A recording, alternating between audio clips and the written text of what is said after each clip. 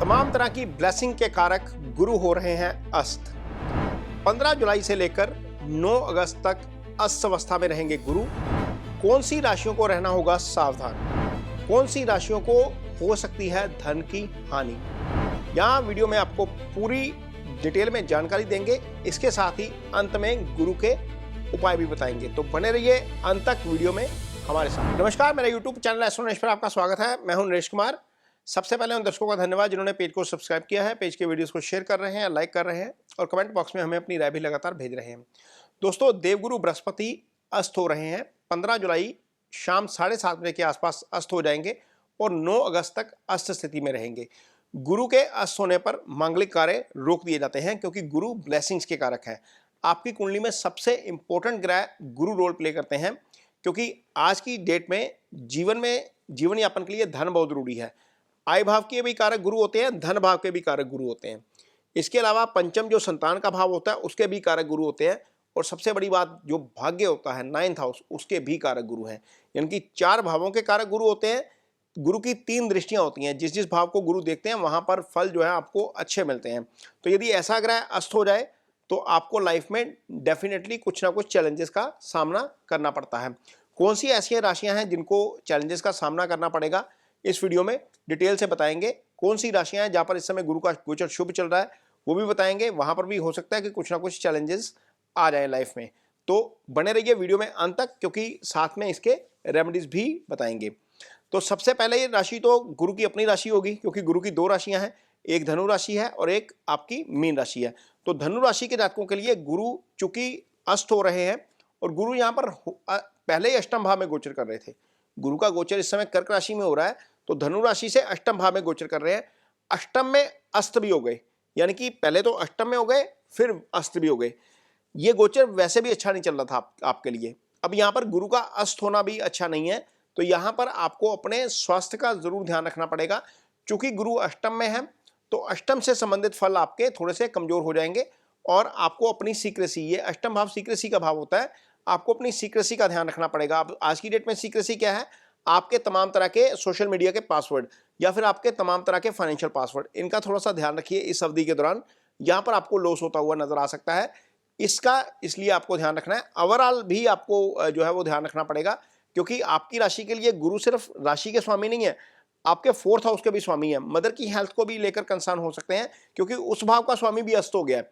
आप यदि कोई प्रॉपर्टी से संबंधित काम कर रहे हैं वहां पर भी आपको थोड़ा सा ध्यान से काम करना पड़ेगा क्योंकि इस अवधि में पहली बात तो कोई शुभ कार्य करना नहीं चाहिए। यदि आप कर भी रहे हैं तो वहां पर आपको थोड़ा सा ध्यान जरूर रखना पड़ेगा। डॉक्यूमेंटेशन वगैरह आप जरूर इसकी जांच करिएगा। मीन राशि जिसके जो है वो गुरु स्वामी है, गुरु का अस्त होना मीन राशि के जातकों के लिए भी अच्छा नहीं है क्योंकि मीन राशि के लिए इस समय शुभ गोचर चल रहा है। शुभ गोचर माने तो ये 5वें भाव में गोचर कर रहे हैं मीन राशि के जातकों के लिए। यहां पर आकर गुरु अस्त हो गए हैं। गुरु यहां पर बैठे हैं तो आय भाव को देख रहे हैं, आय से संबंधित इशू आपके क्रिएट हो सकते हैं।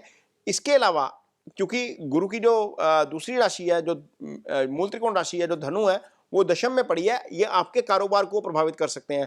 कामकाज के फ्रंट के ऊपर यदि आप नौकरी करते हैं तो कार्यस्थल पर आपको चैलेंजेस का सामना करना पड़ सकता है।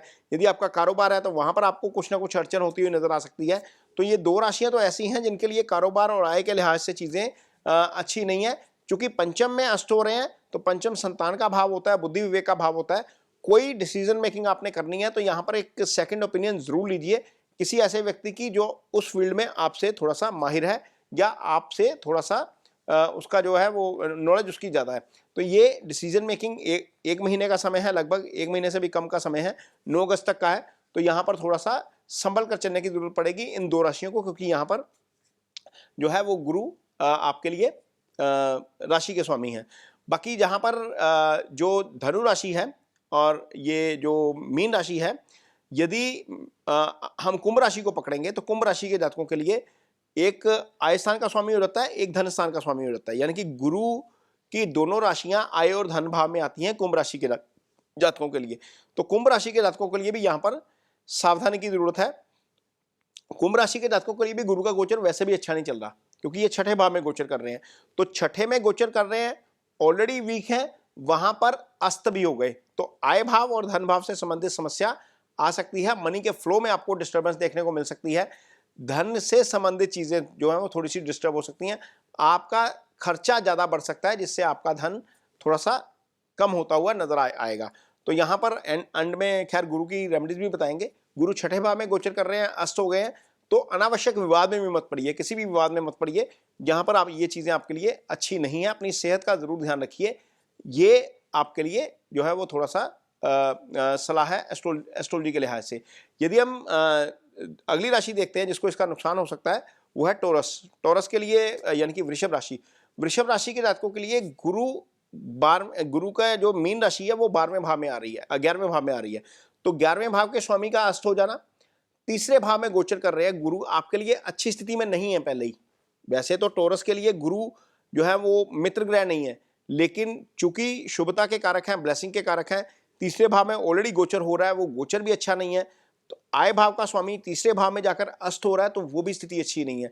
यदि आप धार्मिक यात्रा पे जाते हैं तो वहां पर भी थोड़ा सा जरूर ध्यान रखिए, चीजें थोड़ी सी वहां पर भी डिस्टर्ब हो सकती हैं, क्योंकि गुरु इस समय 9th हाउस को दृष्टि दे रहे हैं। तो 9th हाउस से अध्यात्म देखा जाता है, धार्मिक यात्रा देखी जाती है। तो यदि आप धार्मिक यात्रा पे भी जाएंगे इस समय टॉरस वाले, तो थोड़ा सा जरूर ध्यान रखिए, अपनी गाड़ी का जरूर ध्यान रखिएगा, अपनी डॉक्यूमेंटेशन का जरूर ध्यान रखिएगा, और रास्ते में दिक्कत आ सकती है क्योंकि गुरु इस समय अस्थिति में चले गए हैं, ये आपको थोड़ा सा परेशान कर सकता है। तो टॉरस राशि के जातकों के लिए चूंकि अष्टम के भी स्वामी बन गए हैं गुरु, तो अष्टम से अष्टम का गोचर हो रहा है गुरु का, वो भी अच्छा नहीं है। अपनी सीक्रेसी भी जो है वो आपकी कॉम्प्रोमाइज हो सकती है। आपको जो है वो थोड़ा सा अपने पासवर्ड प्रोटेक्ट रखने चाहिए।